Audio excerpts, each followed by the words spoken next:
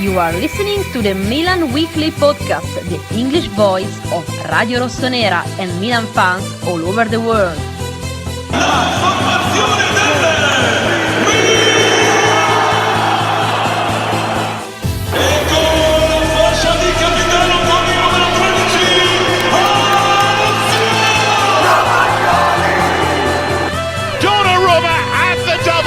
Sensational from him.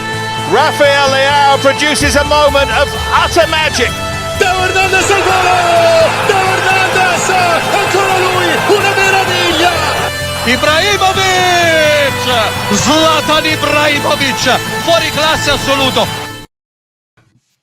Buonasera, everybody. Live. It's Monday night. You know what that means, right? Stevie P. Look at him, already 23 watching us live. And North Myrtle. This is Myrtle Beach, Steve. Did you ever go as a kid to Myrtle Beach? You know, always. We went from Wildwood in the 80s. The early 90s was Myrtle Beach. And God forbid we took a plane, right? There was always driving on there. And I saw that one of the Twitter was Milan Club. They replied, Milan Club Habana, Steve. Milan Club in Cuba. Presidente, get in touch with them. See if they can speak a bit of English or yo habla español. See. We could get through it. But Stevie P, are you ready? Yes, sir. Cari amici sportivi, welcome yet to another edition of the Milan Weekly Podcast. Here we talk everything Milan. 46 possible points out of 60 Milan, where we like to buy the referees once again, Milan, and where we're not professionals. Nor do we pretend to be. Vinny T, Stevie P, always here faithfully every Monday. And yes, we have lots to talk about. We haven't spoken since last week. Stevie P, how was your week before we get into it? It was an okay week. Curaçao. Ooh, very nice. Look at it. International. It was a good week. We're getting a lot of cold. Tomorrow it's starting to snow, Steve. Another 15, 20 centimeters. But it's okay. It's okay. We got this. Buonasera to David. And Stevie P, let's get the housekeeping stuff out of the way. First, I wanna say thank you to our friend Zvanko. Now, Zvanko, Steve, back in late November, he sent us this beautiful care package, which you're modeling right now. Look at that beautiful Milan Club Svezia scarf, which I'm wearing as well. And gave us these beautiful cards. Look at that. It says Vince Tavernese, Leggenda, Milan Club Svezia. I believe it's got some money on it, Steve. You know, maybe we could pass the card over there. But looks like it got stopped by customs because it was opened up. We finally got it. Thank you for Zvanko. Thank you to Milan Club Svezia. It's part of the collection now. We would truly appreciate it. Steve, what are you going to do with that card? You're going to put it next to the MasterCard, next to the Black American Express? Right next to my Milan Club Dublin card and my Milan Club Montreal card. Fantastic. On another thing, guys, a FIFA tournament going on right now in collaboration with Fondazione Milan. You could register up to this Friday, I believe, Steve. We already got our guy representing Milan Weekly Podcast. We have somebody representing Milan Club Montreal. Hopefully they go all the way to the end. But another great tournament, Steve, with a great cause, right? For all these clubs are all around the world. So it's gaming, Steve. That's what these kids like to do, right? So yeah, that's what it's all about. To bring people together from all the different fan clubs. You know, Presidente doing a great job. Original idea came from Mezzi. So another Milan Club Montreal member. So it's nice to see it get to the Fondazione Milan status. And you don't know. This year it's baby steps. You never know what's going to happen. Exactly. So maybe we'll take on one of the Milan players one of these days. Who knows? And another shout out to the Patreon members. Again, still so humbling from a little idea that we had, you and I, Steve. And again, 42 Patreon members. A great, again, chat. And it was a great feeling, Steve, this Saturday where we got up, you know, and we were talking before the match. And we had Andrei from Russia and we had Yusuf from Kuwait there. And Yusuf is still waiting for a MANSCAPED because it goes they don't ship there. But a great little thing that they're like, hey, by the way, you should buy it and ship it to him. We should definitely do that for Yusuf. But you know, Andrei is saying, hey, send me your email. I'll be close to you in the coming months. Maybe we'll meet up. But it's a great little feeling, like, you know, getting this little Milan Weekly Podcast Patreon kind of relationship in there. So I just wanted to give a shout out to all of them and thank you for supporting. honestly, it's very humbling, and thank you very much for all your monthly contributions. Ryan from Boston, thank you. Guys, you guys are just simply awesome and very humbling. But before we get into the game, Steve, I want to take the time to get this out of the way right now. It's been the talk. It's been the talk of the day here in Montreal. It's going to be my indigestion of the week of probably the year.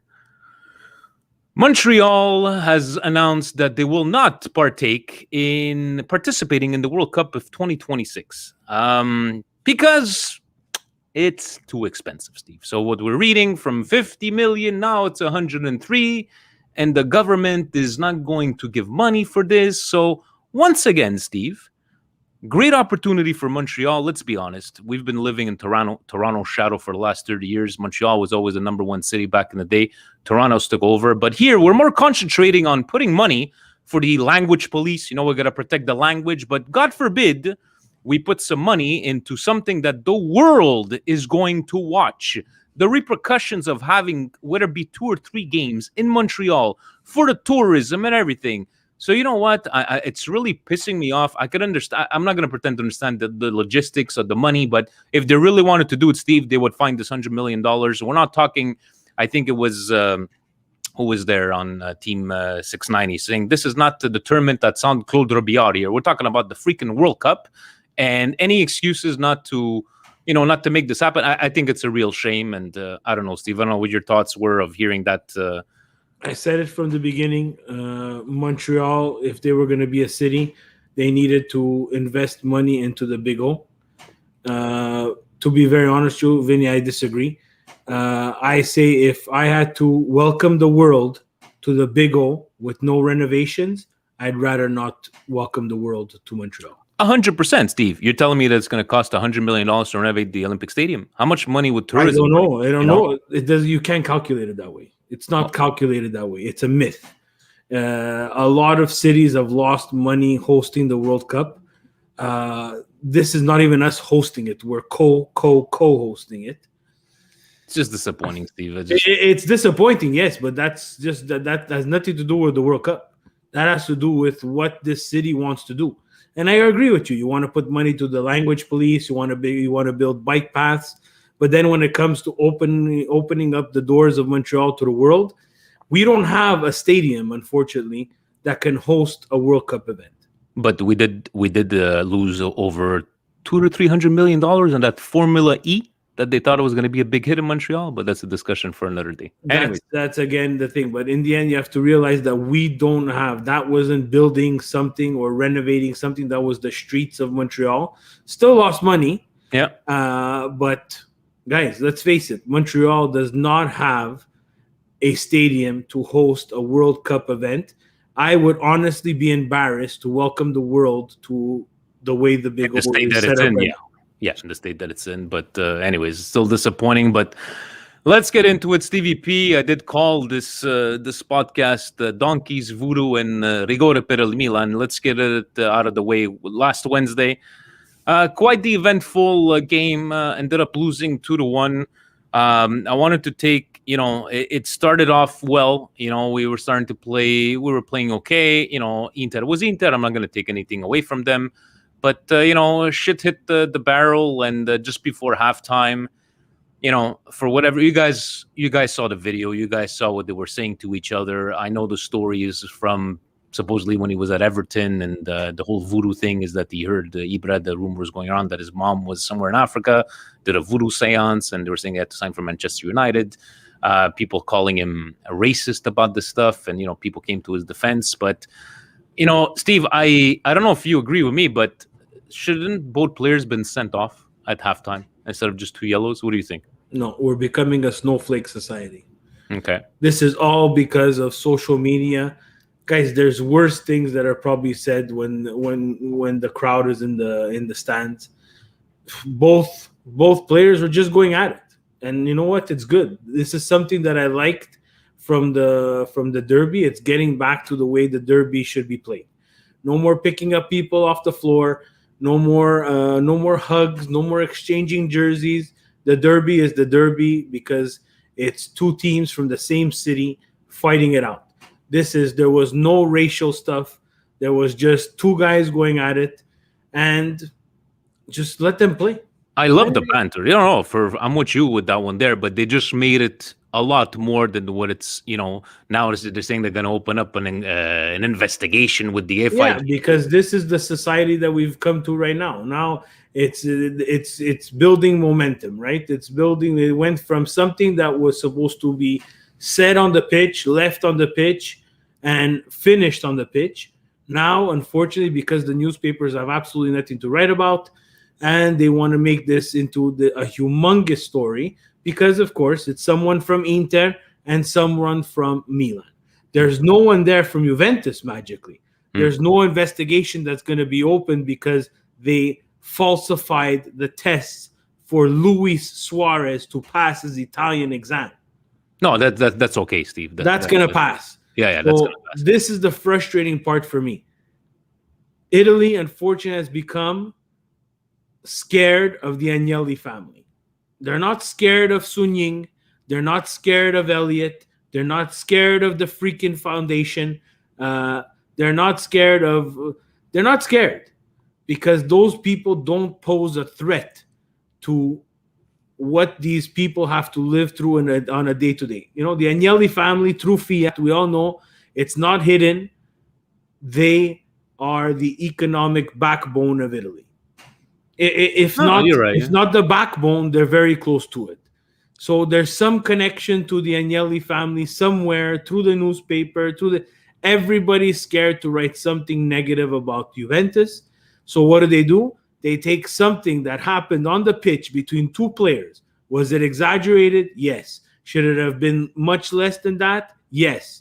Did it have to get to that point where they're calling out voodoos and donkeys and I want to shoot you in the head? No, obviously it didn't have to get to that, but it did. And it did. And there's worse things that are said during a Sunday night garage league game. And may I remind everybody that Signora Materazzi told Signora Zidane, I'd rather fuck your sister, or I'd rather have your mom, or whatever the case may be. And nobody made a fucking investigation. Yeah, but that's the World Cup. That's a different stage. That they couldn't get to that. It's very political there. No. They couldn't get to that. They were never gonna tarnish the World Cup for something that he said. Zidane had to take it for all of FIFA there. Yeah. He had to take it for all of FIFA. They were not going to do an investigation. This is Serie A. Unfortunately, Serie A cannot take care of their own garbage without making it public front page number one. I know that you said on Twitter that, it looked like the referee, Valeri, who trying to put his foot down to say, okay, this is going to be enough. Now, I could understand, being a bad foul to put his foot down and so this is going to be enough from now on. But on the other side, Steve, Ibra had no business trying to tackle from behind on that one there. You already had Diaz on him, and he didn't even complain. He didn't go back. He just put his head down and he walked away and supposedly apologized to the rest of the team. What was your take on that second yellow to Ibra on that foul? This is something that, we've been seeing with Ibra for the last couple of games. I understand that he wants to shoulder a lot of the pressure from the young guys. And look, this is perfect for Milan, to be very honest with you. I would have liked to have said no one's talking about Milan in terms of Milan being in first place, but unfortunately, because the newspapers are all scared of writing something different than that, it's kind of having that opposite effect. Mourinho is king at taking the pressure off his team and saying something in the media where he draws all that attention. Unfortunately, with Milan and Zlatan, we tried it, with the whole Duvan Zapata stuff, where he said he scored more goals than he's played in his career. That it's starting to turn into a negative now. And I think Ibra has to focus and get back to doing what he does best, and that's leading this team of young players. And no one else on this team can beat Ibra, but they can learn from him, and they can take a lot of positives.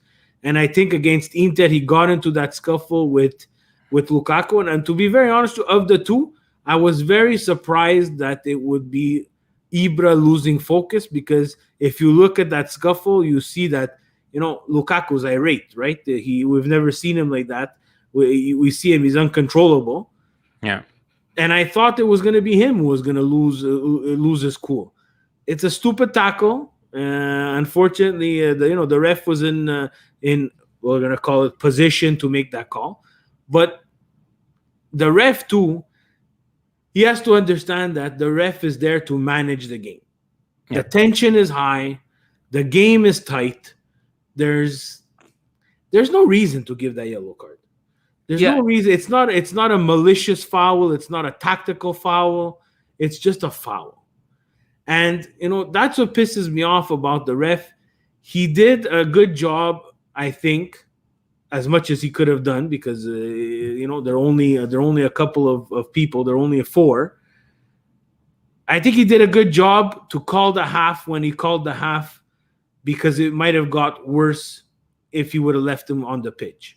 Then to come out, and then again, I feel like the refs sometimes want to be on the score sheet so badly and make an impact, where they would be better suited just staying in the background and, dealing with that and, calling the foul, talking to Ibra, taking him to the side and saying, look, that's your last chance. It's over after this. It wasn't a sliding tackle down like a very, tackle. It wasn't something that was going to hurt him. He wasn't going to hurt his knee. He wasn't going to hurt his ankle. So that's the thing that pissed me off a little bit about that. But, look at Ibra. He went, he took the foul, he left, and you know what? The rest is history, guys. And, people can talk about the rest of the game to say, oh, look at the penalty. He didn't even touch him. Look at Mete, the guy, he just jumped. Guys. First of all, Leao, what are you doing sliding like that in the box? Okay, you didn't touch him. You think that's not going to get called? Right? And Mete, right? You screwed up. You tried to tackle from behind. And a guy like Lautaro Martinez, Steve, he's going to do exactly what he needs to do. You're from behind. And it's hard at that second. And like you were saying, we're not going to get started putting VAR at all these back and forth. So I can understand, guys, the frustration saying, oh, but it's not a foul. He didn't touch him. But again, especially that sliding tackle, Steve, in the box. It's like, what do you expect, man? You're asking for it, right? So, and you know what? And we'll get into it there. We talk about 50-50 penalty shots. Milan's gotten their share of 50-50 penalty shots. So you can't expect us to get all the calls and then Leao to do something like that. He's a forward in the box and he looked a little bit out of control. That's going to be called. It's not even 50-50 anymore. That's going to be called 100% of the time. The Lautaro Martinez foul, that's just disgusting, to be very honest with you. The refs got to catch that. They don't need VAR for that. He has to catch something like that. But he didn't. And you know what? Before VAR, we would have to live with it, right? Yeah. So, we're not going to involve VAR in every single play of the soccer game. And guys, as much as it's frustrating for me, I'm not interested in watching a 4-hour soccer game. Look, and in the end, guys, let's put it this way. A team like Inter, look at the substitutions that they made. By the way, now, Steve, Eriksson is a godsend. Did you know? He's worth at least $70 million now to Inter. But, guys, a team like Inter, which on paper, let's put it this way, Steve, on paper have better players than us, but they needed a penalty and a non-existing free kick. Shout out to Tiramisu that had a fantastic game. Wow, he really stood on his head on that game there. But the quality of putting, the guys that they had off the bench, and in the end, it hurts to say, Steve, but would you say that the better team won? We didn't have any response. I know it's hard to respond at one man down, but it's the quality of your substitutions, right? They're much deeper than us. We have to admit it. They're much deeper, and they have someone that they can bring off the bench to take a free kick like that. We unfortunately did not, right? So we're missing Benacer, missing Hakan.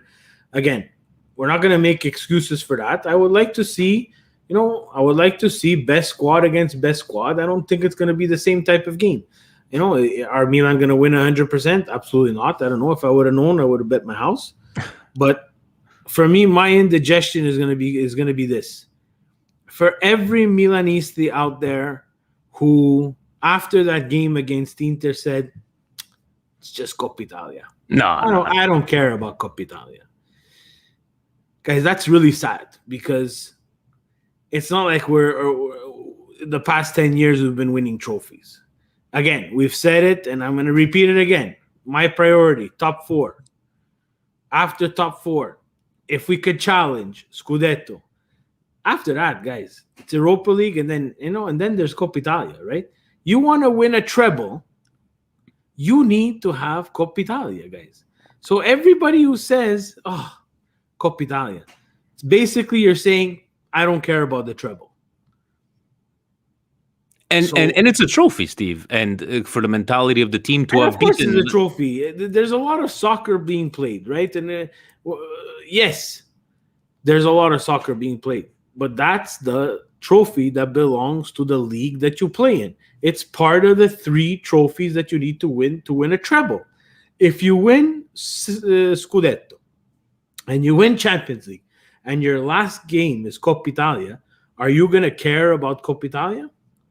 Of course. That's a good point. And Coppa Italia, look, let's put it this way. We would have faced, if we would have beaten Inter, would have faced Juventus this week here. These are all great tests for still a young team. And, we're going to get into the calendar after. I wanted to get your input from there. But so that was the game from Wednesday.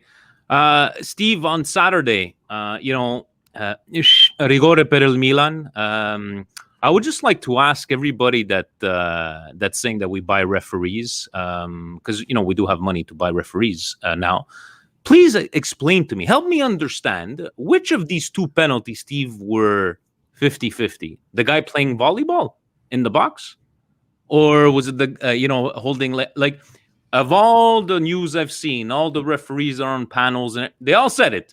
Uno più, one was more evident than the other. So I'm still trying to understand why are we getting all this hate? And I'll take it. You know what? Because if you keep talking about us, that's because we're living rent free right over here. You want to talk about the rigore?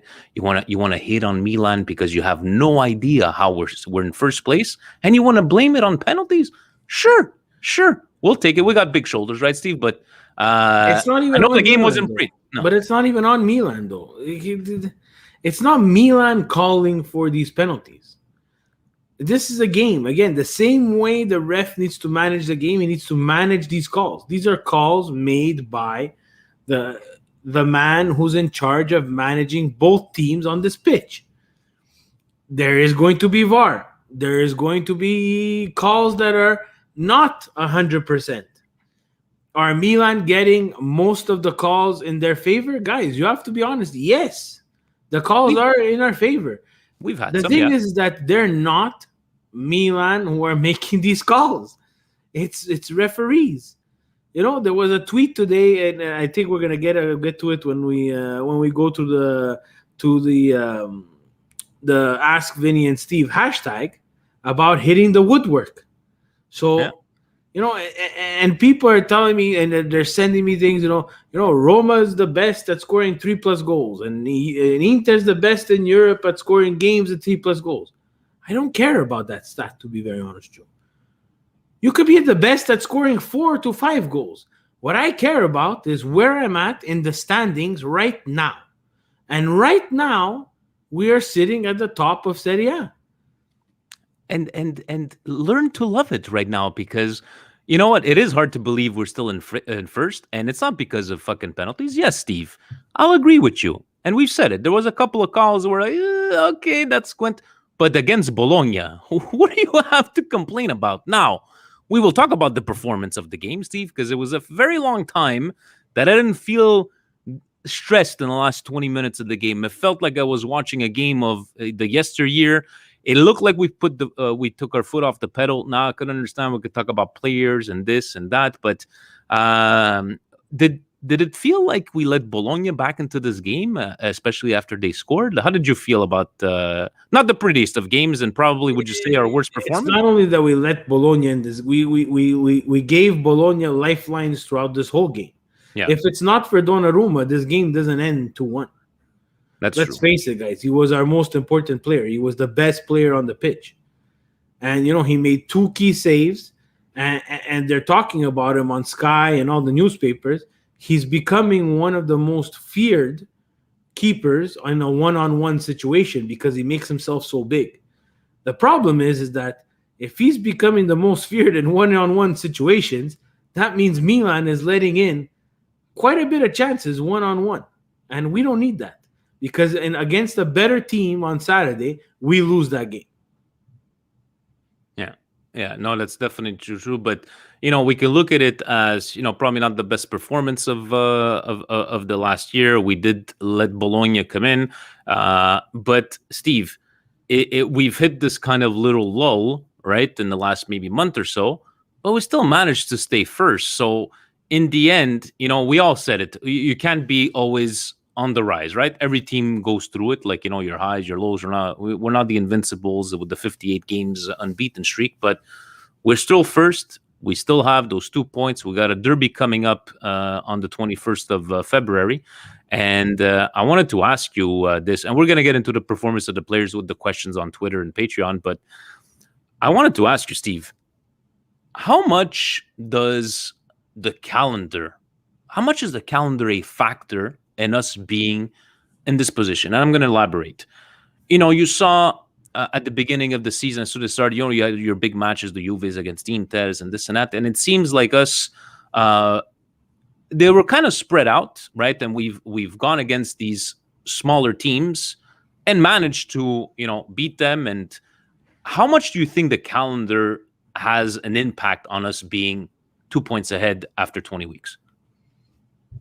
Has a bit of a difference. Depends. Now being out of Coppa Italia, that's a factor too. The same way Inter being out of European football is a factor as well. Mm-hmm. You still have to win the games, guys. You have to suit up this weekend against Crotone, and you have to win. Yes, you do. And it's not guaranteed that you're going to win. So, you can calendar watch, you can table watch, you can do whatever you want.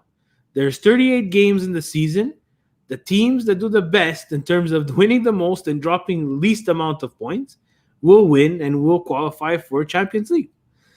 Guys, there's a tough road ahead of us, guys. It's not signed, sealed, delivered, the fourth place. That's why I said right now Milan has to be in that hibernation mode. Gathering food and hibernating and staying and getting healthy and going through and getting people back from COVID and getting people back from injury. So far, guys, we've been very lucky. We've lost people to COVID, a bit at a time. We haven't lost a huge chunk of our group.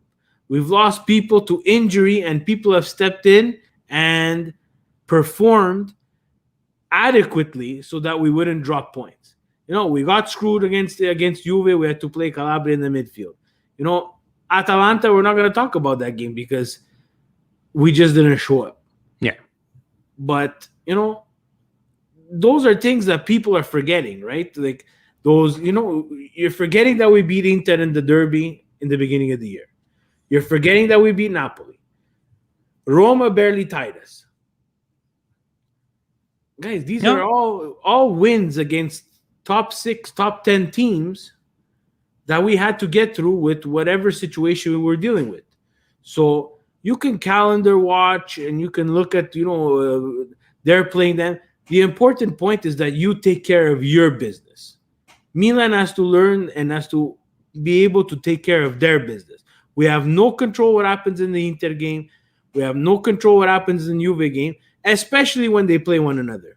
Look at Lazio.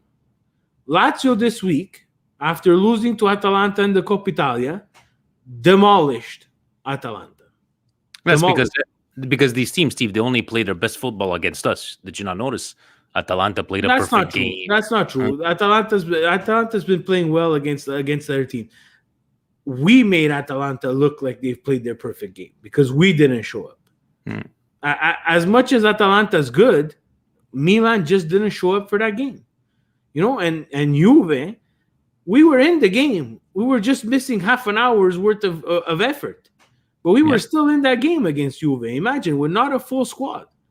So no, you're right. No, you without the full squad. And I think, we've liked to make fun of Hakan in the past, but I think, Hakan does bring what he brings to the pitch, and our best games are always with Hakan there and Benacer there. So it looks like he will be on against Crotone, Steve, if not for sure. For the derby, we should have a fully fit squad.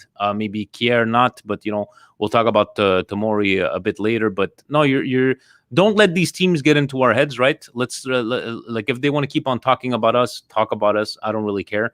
But let's keep it one game at a time, right? And don't think that teams like Crotone are going to be an easy pass. You are expected to win. No one's gonna give Milan 3 points. That's for sure, because they have their own agenda and their own goals and their own season. So let's not start that, because the newspapers are gonna start writing about other teams giving Milan 3 points. Right? That's all we need. Yeah. Combined with the penalty shots, it's just gonna get out of control. But do we talk about the players? Because Theo Hernandez probably had one of his worst games against Bologna. He did have a pretty bad game on that one there. It just seems like, I don't know, Steve, sometimes he's trying to do too much, or maybe he's expecting that he can score every single time that he takes the ball. And I don't know, but the reason Bologna makes it 2-1 is off a ball that he lost that had absolutely no reason being in that situation. He brought himself into trouble, underestimating what a team or what the midfielders of Bologna or Serie A midfielders in general can do, and they will pick your pocket. Mm-hmm. And you know what? I've been always a defender of Theo Hernandez, where I will live by the sword and die by the sword. But when there's no reason to use the sword, I can't defend that. When someone tells me, maybe Theo Hernandez is not the best left back in Serie A, after a game like Bologna, I pretty much have to agree with them, because there was not a lot of good in his game against Bologna. Now, is this lack of competition? Some people saying that he thinks that his spot is guaranteed all the time and doesn't have to be at his best. Guys, that left back, and he had Rebic. We underestimate what Rebic does defensively for Theo Hernandez. On this one, he couldn't do shit, Steven. No. It was him. He had his head down, and he walked himself right into trouble for absolutely no reason.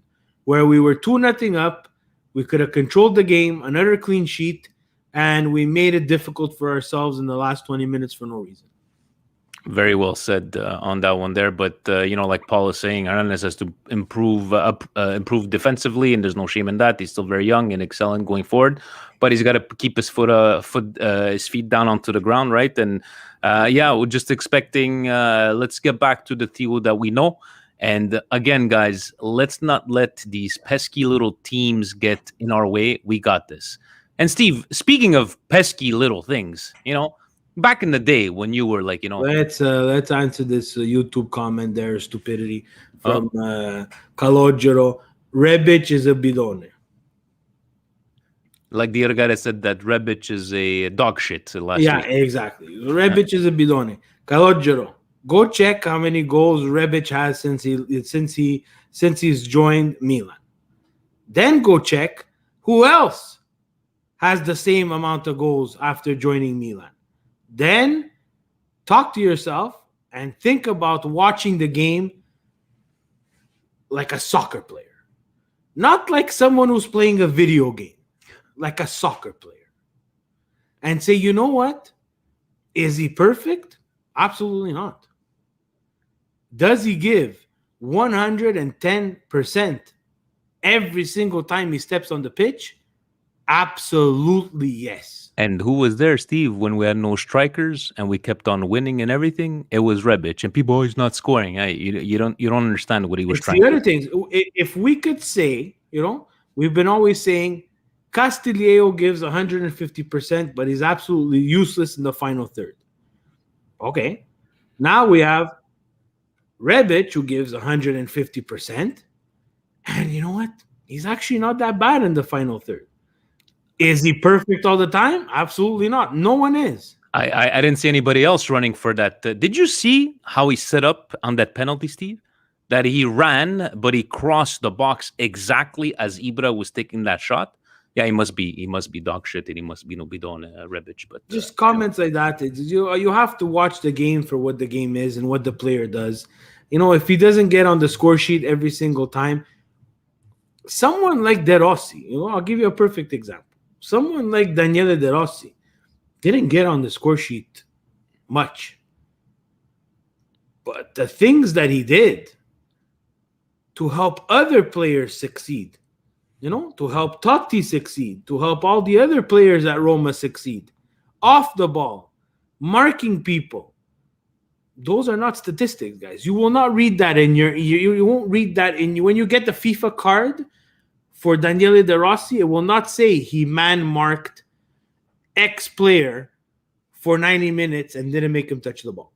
And what he has brought, right, with the help to Theo, and you could really realize it there. And I remember that we gave him a nickname, Steven, from the picture that I posted for the thing, RoboCop, because he does not smile. Did you see that picture? Like, everybody's just celebrating. He's just there like, dead. Let's go. Let's get back into the game. But he's stone cold. He really seems like someone who has a chip on his shoulder, Yeah. And I don't blame him. He went to Fiorentina. It didn't work out well for Fiorentina. He went to Germany, had success in Germany, and they still let him go. And, we had this swap loan with Andrea Silva at Milan, and he's changing club again. Hey, look, guys, he plays for his national team. It seems like he works very hard. So there you go. I like Juan saying, to his logic, Gattuso was a bidon. I like that one there. But that's another perfect example. I was talking about pesky little things, Stevie P, and I just wanted to ask you, back in the day when, you're out to the clubs, l'Action Super Club, you were putting the Malizia Uomo, you had your shirt out to open. Did you know that even back then, that if even one of your nose hairs was pulling out, 79% of women think it's unattractive? But thank God for our friends at MANSCAPED, Stevie P, where they've came out with the Weed Whacker. Stevie P, have you used the Weed Whacker so far? Yes, I've used it, and it's a fantastic product for the nose and hair. It's fantastic, guys. 9,000 RPMs, right? So you went over there, It's let me just get to the proper word. It's the skin safe technology, which helps to prevent nicks, snags, and tugs in those delicate holes. All of them, guys, but not the one behind, right? But it's a fantastic product. It is waterproof, up to 90 minutes of charging power for your nose, for your ears, right? And then you could pair it up with the lawnmower, right? Look at these. You could put this one, you could put this one. And in the end, guys, 20% off, free shipping in North America. Sorry to our European and all listeners from around the world, but check them out, guys. Great products. Thank you to Manscaped for helping us out with this MWP code. And let us know if we know a couple of our fans that actually bought some. But how about the ball preserver, Steve? It's very fresh. Any more experience? From the beginning, a fantastic product for the ball preserver. The irritation cream as well. Guys, they're really, really good products. I'm happy. I never used something for my nose this powerful. Mm-hmm. So I was afraid that I was gonna pull or I was gonna sneeze for 24 hours. But no sneezing, no nothing. Very good. Yeah, no, definitely. So, guys, check them out in the comments, Manscaped and MWP for the code. Stevie P, do you want to go through the scores? We're already 40 minutes in, and we'll go through the questions. Questions. All right, let's go to Patreon. To Gio, he doesn't even have questions, Stevie P. He just goes, keep up the great work. Nothing much to say, but Mercato madness is finally over. But on that one, Steve, let's talk about the Mercato. You had said you're a bit disappointed. Are you still disappointed in the Mercato? Are you okay with the Mercato? How did you take this Mercato madness for Milan? I'm just disappointed because I thought they were going to be able to get not only reinforcements, but I'm looking for players that we can interchange in this lineup to give us more flexibility. And I don't think they did that. I understand that with these times, it is crazy times, guys. Like with COVID and stuff like that, we don't know what's gonna happen. Like I said, there's a huge amount of luck, COVID, injuries, so on and so forth. finances. I just think that because I see Milan at the top of the table, I thought that they were going to just do more. I thought that they were going to be able to give that extra push, that extra signing, that something special that would, not only rock the league, but solidify Milan's position in terms of, hey, we're serious for the Scudetto, we're serious for Champions League. I heard a head-turning transfer, and look, I think I was reading sport media sets saying il Milan ha fatto il meglio con quello che c'ha, which I have to somehow agree if we got to take into consideration finances. But, a right winger, Milan Fan TV was mentioning it. Mandzukic, so far we haven't seen much, but it wasn't it was like brow raising transfer, but not a head turning. And I know what you're getting from over there, but once again, Steve, we're not professionals. We don't know about financials, but in the end, we would have wished a bit more. But who knows what's coming in the summer one, right? We'll see what we take it from. We saw the types of transfers throughout all of the Mercato. There was some change. There was some swap of players. There was some 6-month contracts, nothing very long, and it's obvious. You don't have people in the stands. You're losing revenue. It doesn't take a genius. The Mandzukic transfer, guys, are we going to make more of what it is? It's a low risk, high reward. Yep. That's all it is. But let's face it, guys. Mandzukic just played 2 games. If he's touched 10 balls, we're very lucky. I get it. We need to give him time. He hasn't played in 6 months, and I get that. But we don't have 10, 15 games to give him, right? So, yeah. And for me, he falls in that category of Bonucci and Higuain. Players who have played at Juve have had that winning mentality. He went on and I have some people writing to me saying, hey, he has a chip on his shoulder. He wants to throw it in the face of Juventus. Guys, that doesn't exist, guys. The guy won Scudetto after Scudetto with Juventus. It was a business move on Juventus's part to let him go. So, and Jamie's saying Mandzukic probably for Europa League. Hey, it's a great alternative. I like that, Steve, which said low risk, possible high reward, and in the end, even if it doesn't work out, it's the option for next year. So we sign him for 6 months, but I'm not going to start trashing the guy from. No. I'm not saying you are. I'm not saying you are. I'm just saying people they want to comment on players after one game. Just like this is the problem. This is the problem with transfers nowadays, because of video games. We had FIFA Chef on. He plays the game. There's an aspect of I need to have this guy now. I need to have this guy play well now. I need this guy to be more than what he is now. And unfortunately, in real life, that doesn't translate to that. You cannot take Mandzukic and magically he's going to be the Mandzukic of 10 years ago. The same thing like Tomir. Guys, I see people comparing Tomir to Tomori? Tomir, whatever his name is, Tomori. Fikayo Tomori from Calgary, Alberta, Canada. Yeah, but and no disrespect to him, I see some people comparing him to like stats from Baresi and stuff like it's guys. Like chill, man. He's played like 2 games. He's played like 2 games, guys. It's like first of all, it's embarrassing. Second of all, it's like we're pumping this kid up, or we're trying to hype him up so much that the first time he's going to fail, and he will fail, we're going to throw him in the garbage. Exchange him. Give me another new pack of cards, Vinny. I need a new card. I need a new center back. It just doesn't work like that. So far, so good. If he was a world-class player, do you think that Chelsea would have let him go? Exactly. And yes, Larry, it's Cagliari, Alberta, Canada. You got to thank Facebook Frank for that one. He says, Fuji's and Funyuns, you say Tomir, I say Tomori. So, Steve's going to say it the way he wants. We're going to get into him because there's another question about him. David Gurasho, hello, my favorite Mark Vinny. Yes, thank you. I'm a Mark. I watched the Royal Rumble, 4.5 hours of it yesterday. Congratulations to Edge and to Bianca Belair.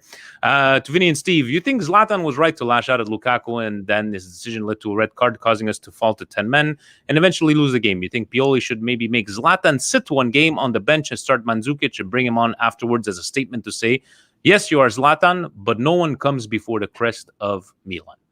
No. I think that would do more damage, Steve, than... Because let's look at this, okay? Look at Lukaku's behavior, okay? And I'm not saying wrong or right.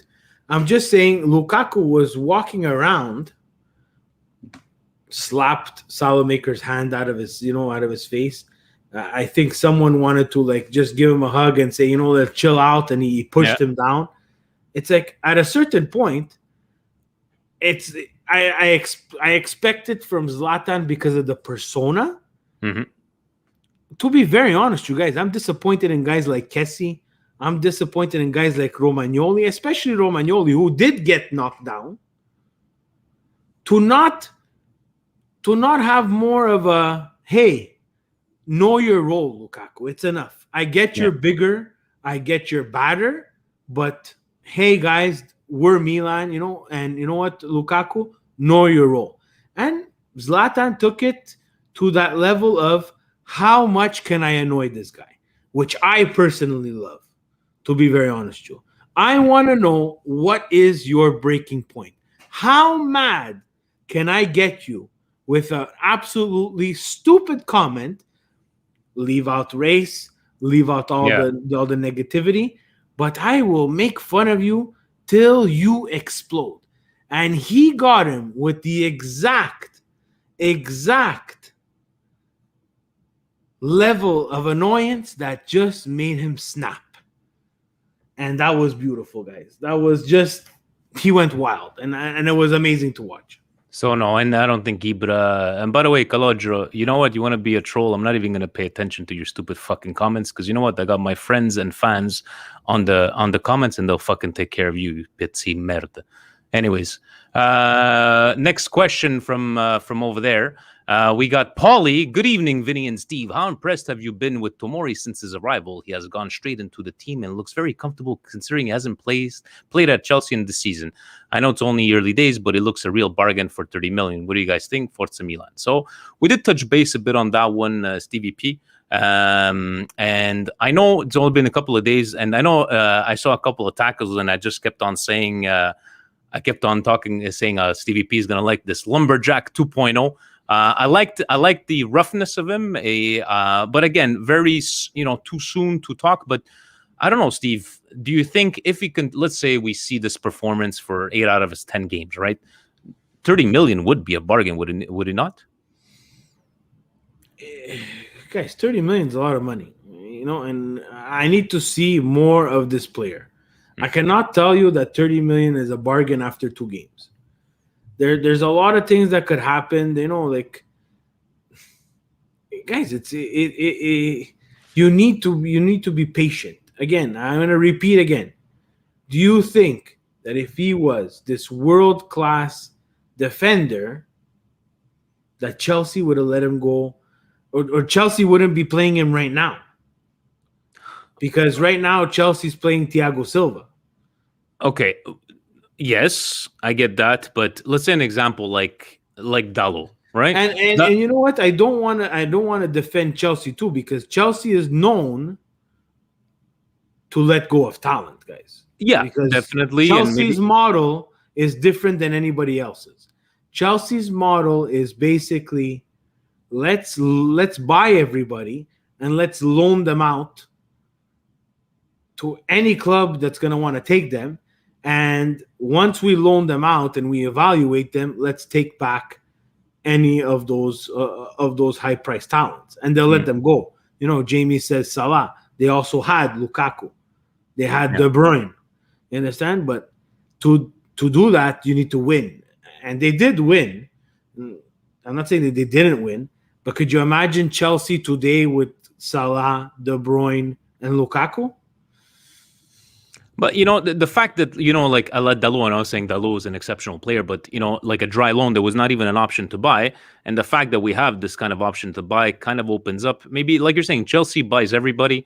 Let's loan them out as we see fit. And, Guys, again, it's not an obligation to buy. It's an option to buy. Option to buy, yeah. Sorry. Chelsea could say, I don't care. No, I want to take him back.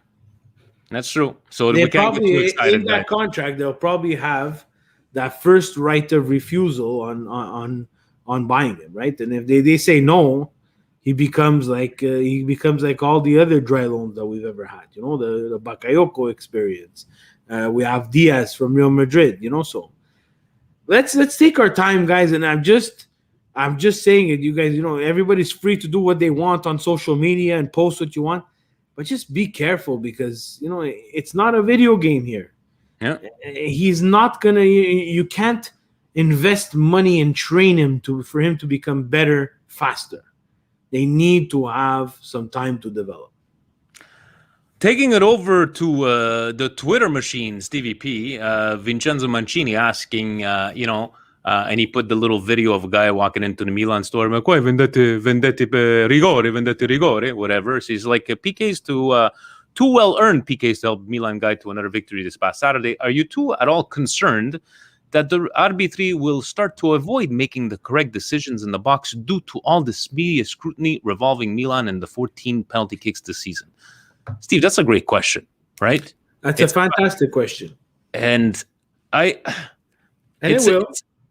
That's what I'm afraid of, right? I am afraid of this. 100% will. Those refs right now are going to see their schedule for the week, and whoever gets Milan is going to say, oh, shit, what do I do? Guys, I don't know what to say anymore. We're not talking about the two penalties in Bologna. No, those. We're not talking about those. We're talking about every other one that's going to come. Yeah. Every 50-50 call, and it is that. A 50-50 call is that. The ref is going to have to make that decision. Will he go against Milan? Will he go for Milan? I could bet my money that going forward, they're going to be going against Milan more than they're going to be going forward because they don't want to be that other ref who's always going in their favor. But one thing that they cannot deny is that, like Lazio last year, and like, and I'm going to stop at Lazio, Milan does put a lot of pressure. They do hang around the opponent's box a lot of the time. I don't know if it's a statistic. I don't know if you can find that. Is it quality scoring chances? I don't think so. I think that would be that. There's a question coming up about hitting the woodwork on Twitter, which is going to be very interesting because that's not a stat. Hitting the woodwork is not a shot on goal. It's a shot. It's a off goal, right? It's a shot off goal, exactly. But you're an inch, give or take, of changing the game, right? So yeah. No, you're, and let's take it. It's not something that it's not something that you can quantify because it's not. Again, it's not Milan that's calling these penalty shots. But now, is the media pressure going to sway the ref's decision away from the right decision? That's what I want to know. Well, let's put it this way. If the media coverage has always been towards Juventus in the last 10 years and never made a big change there, but it's just unfortunately that we have to even question this, right? And thank you for that question there, because it's just sad in this state of affairs, right? I don't think you've ever seen maybe a question like this in the EPL or, but look at all these penalties, so we're going to have to balance that out. But hopefully, look, I don't mind. I'm very down to earth and go, if we do get a 50-50 penalty called the other way, like against us, I would be like, you know what, look at some of them at the beginning of the season. We had I'm not out of the 14, maybe 2, but in the end, it's just unfortunate that we actually have to consider this question, right? But fantastic question on that. Hoge's headband. First impressions on good Canadian-born Fikayo Tomori. I thought he did very well coming in for Kier versus Inter and was Oliver Bologna. Also, would you consider Kier Tomori tandem once Kier returns from injury? Forza Milan and Forza Vinny and Steve. Kier Tomori, I don't have a problem. I wouldn't have a problem with that. The starting lineup was Kier and Romagnoli. Yeah. Stop, guys. Stop. It's enough. He can't take over a starting position, even though he plays well. He came in not as a starter, right, Steve? We didn't buy him to start. We bought him for. But it's not that, guys. It's people are making it seem like as if did Romagnoli, once he came back from injury, have the best run of games? No, he was making a ton of mistakes. But look, guys, you could see that now things are starting to change. Things the Romagnoli that we remember from last year comes back, guys. There is that game shape period when you come back from injury where you're second guessing yourself. You don't want to get injured again.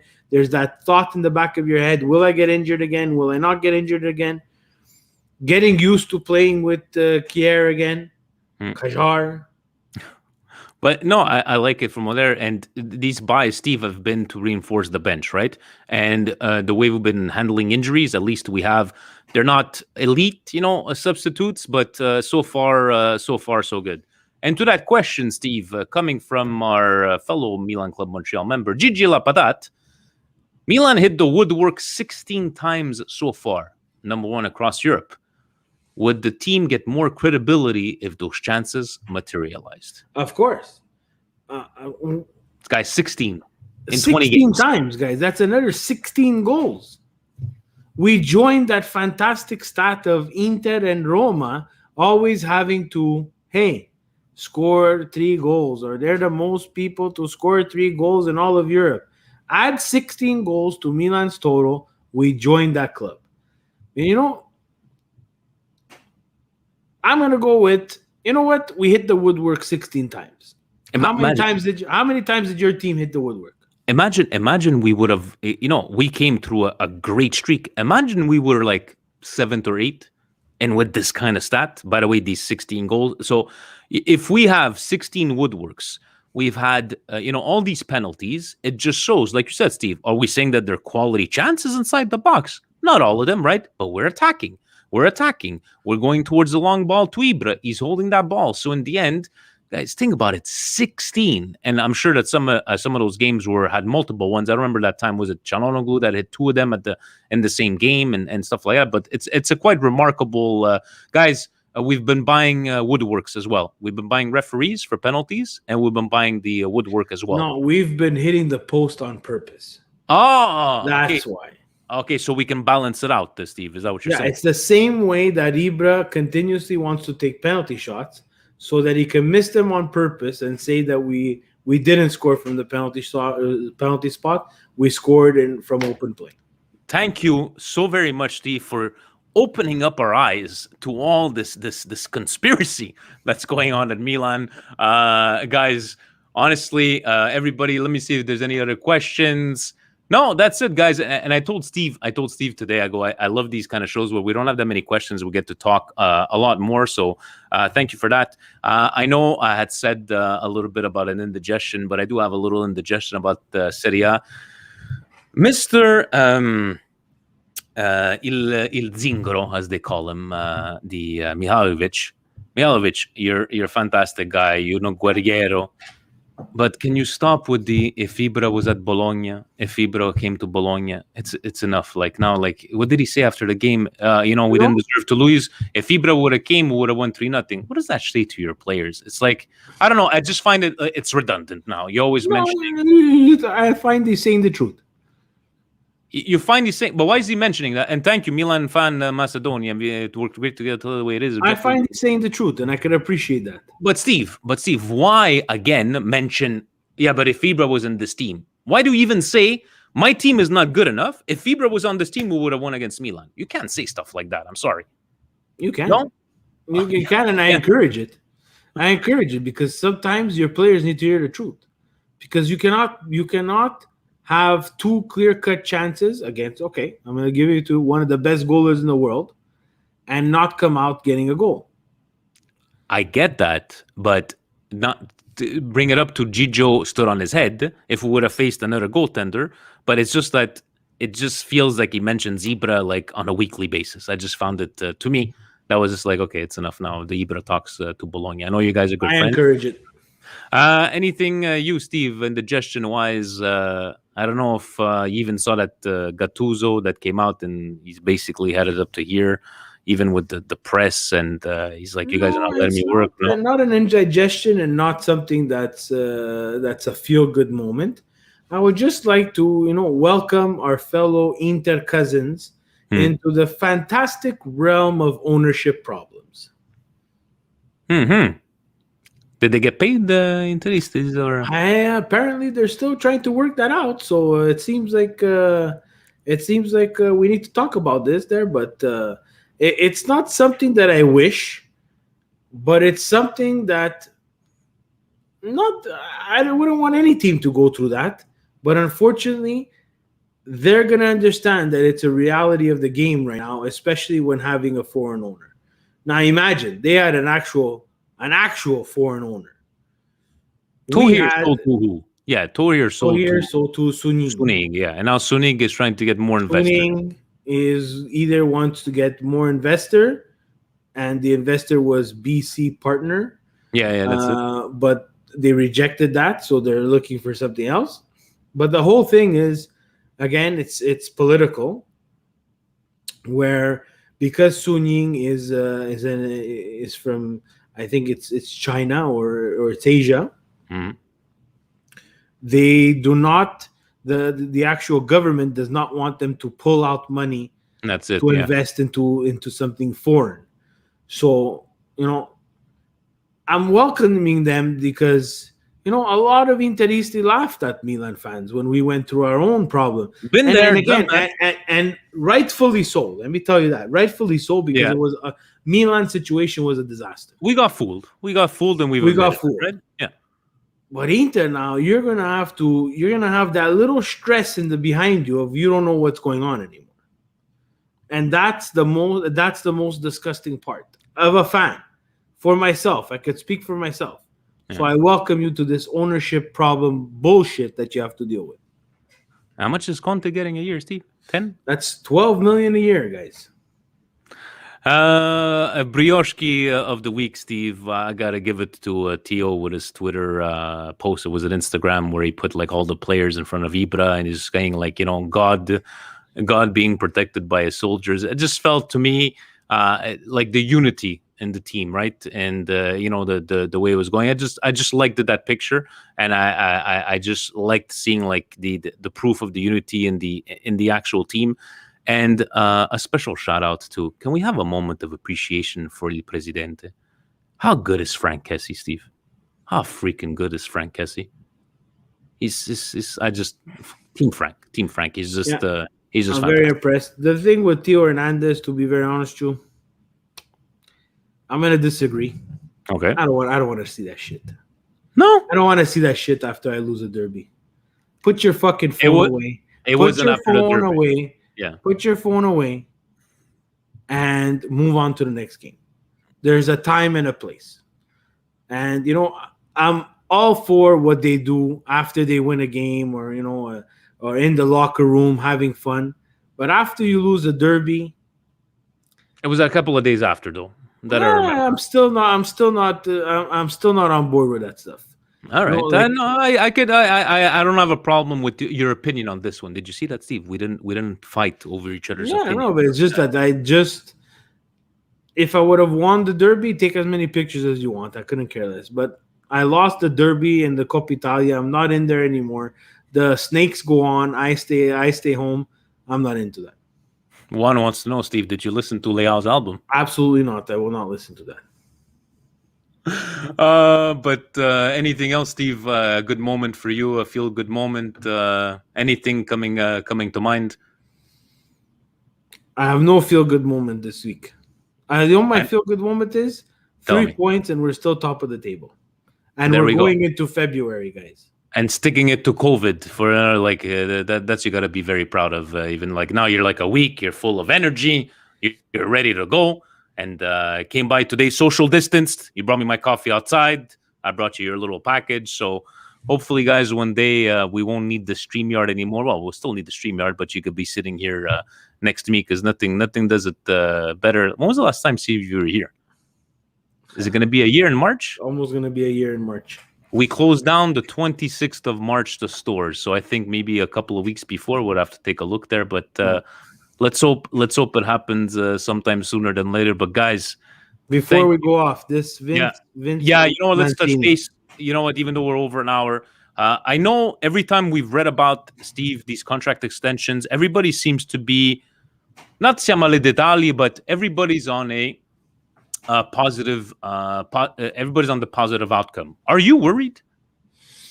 I think that I was really hoping. Again, part of my Mercato disappointment was